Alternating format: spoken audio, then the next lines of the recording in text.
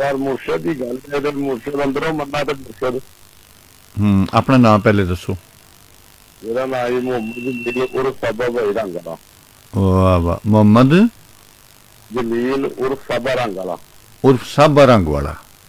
जी, चौक scheme मोड़ तो बोल रहे हैं। वाह, तुस ते रंगे हुए हो बाबा। बस थोड़े मेरे भरा की मेहरबानी है।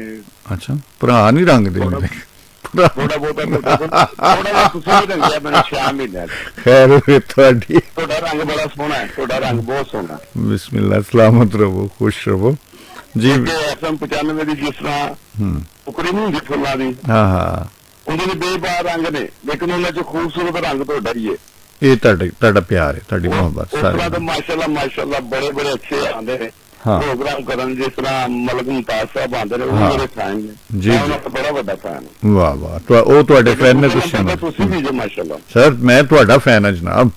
नहीं जी, नहीं थोड़ी सी गुफ्तगू मैनू बस अचानक मेरे जेहन च आ गया, मैं कहा भाई चले ना जानते जरा छोटी जी गल कर। बिस्मिल्लाह, बहुत चंगी गल कीती तुसी, बहुत सोहनी खैर कीती। मुर्शद तो वही है कि जरा समझो कि एक बंदे नूं मदीना है, उन्हें अखा मिल जाए तो उन्हें दुनिया तो होर की चाहिए। आहा, वाह वाह, की कहते हो?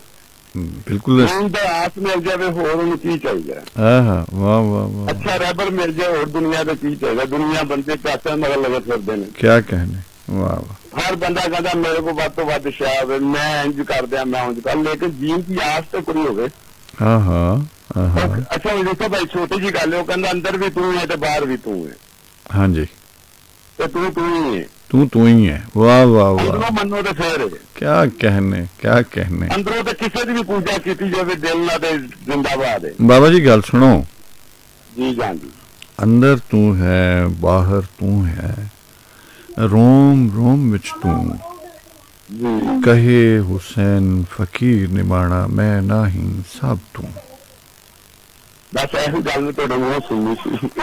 खैर हो गए, जिंदे रहो। बड़ी खुश की, मेहरबानी, अल्लाह तुम खुश रखे। बिस्मिल्लाह जी।